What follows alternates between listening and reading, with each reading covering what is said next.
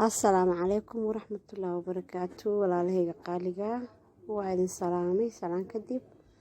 Waa Sahra Axmed, Sahra Faashomaal oo idin leh mar kale iyo ismaqal wacan.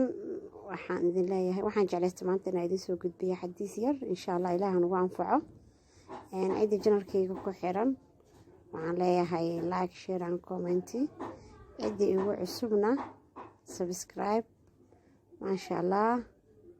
waxaan u maleynayaa tomorrow waa Jimco caawa waxaa soo gelaysa maalin Jimco ah.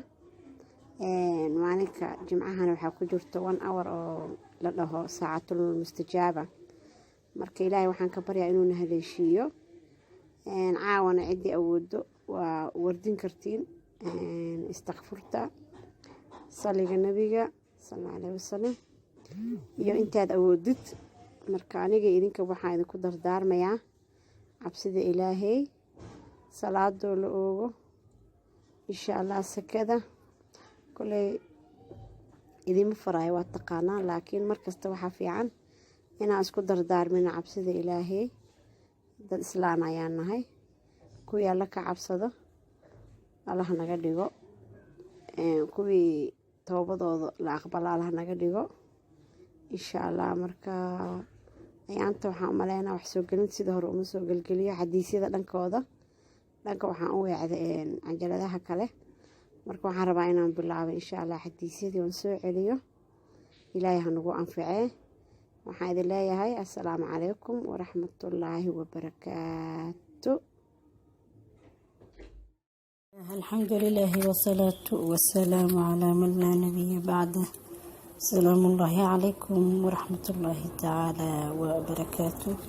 ومركز بلاشنا الله ترتيس إذين جعل حان إذن لا يهيسو دواذا إن شاء الله وحين كجلنا بالبركيسا وذي الحجة وبلوينكي شهر الحرام لدهاي مركا وحاواي كميته وإن الكفائي سنة waxaa ku dhex jira cibaadooyin fara badan, soonka, salaadii, zakada iyo xajka.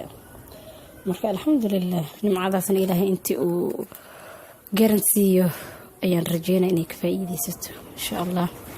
intaas kadib ilaahay waxa uu yeelay ama uu ka yeelay maalmihiisa maalmo uu si gaar ah ugu fadli yeelay maalmaha kale. waayo 10 maalin ee ugu horeysa bisha Dhulxija ee aanu ku guda jirno bishaan waaye ayaa waxa ay tahay maalmaha Ilaahay kuwooda ugu fadli badan uguna khayrka badan.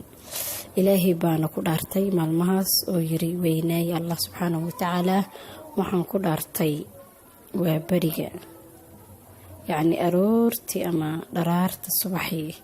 wuxuu yiri waxaan kaloo ku dhaartay Allah waxa uu yiri habeenada 10 ah. waxaan kaloo ku dhaartay ayuu yiri shafciga. shafciga waxa waa maalinta 10aad oo gowraca waa maalinta gowraca. wuxuu yiri waxaan kaloo ku dhaartay Allah maalinta witriga waa maalinta 9aad ee Arafo, iyadoo Ilaahay quraankiisa uu ku yiri wal fajri walayaalin 10 washafci wal watri. Ilaahay maalmihiisa waxa ugu fadli badan maalmahaas 10 ah ee ugu horeeya Dhulxij. sida hadda inta maalmaha aan ku jirno maanta waxay maraysaa 4 waana bisha Dhulxij loo yaqaano, waana maalmaha ay ku kulmaan dhammaan cibaadada Ilaahay sida soonka, salaada, zakada iyo xajka. waxaana loo yaqaanaa maalmaha hooyada cibaadada, waana labalaab cibaadada maalmahaas. waxaana la badiyaa takbiirta, tasbiixda iyo taxmiidda. waana la soomaa. soonkana waxaa la suniyay dadka aan xajinaynin oo xujayda ahayn oo aan looga baahnayn aan xajinayn looga baahnayn dhihna cafan dadka aan xajinaynin ayaa looga baahan yahay in ay soomaan, laakiin kuwa xajinaya iyaga loogama ogolaanin ama loogama baahna.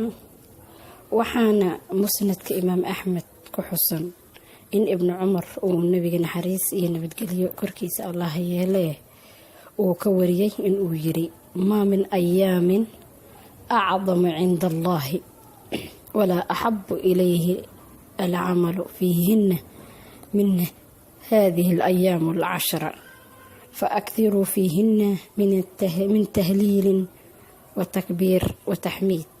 taas oo micnaheedu noqonayso ma jiro maalmo ilaahay xaggiisa uu ugu jecel yahay uguna weynaysiin badan yahay camal la sameeyo maalmahan 10 ah gudahooda ee badiya ilaahay badiya ayuu yiri ilaaliyana allaahiyeysiga iyo waxa uu badiya yiri takbiirta iyo taxmiida. waxaa kaloo laga soo wariyay ibn Cabbaas in nabiga yiri calayhi salaatu wasalaam ma jirto maalmahan maalmo ka fadli badan camal ahaan. markaasaa nabiga asxaabtiisa ku yiraahdeen nabi allow xataa jihaadka. markaasuu yiri nabigii xataa jihaadka dar alle uun mooyee, yacni in dar allah xajkiisa uun mooyee ninkii inta naftiisa iyo maalkiisa ugu hibeeyay jihaadkaas oo aan labaduba ku waaya oo aan waxba kala soo noqon. marka waxa uu yiri maa min ayaamin العمل الصالح فيها أحب إلى الله من هذه الأيام. يعني أيام العشر وأيام العشر. قالوا يا رسول الله ولا الجهاد. الحمد لله والصلاة والسلام على من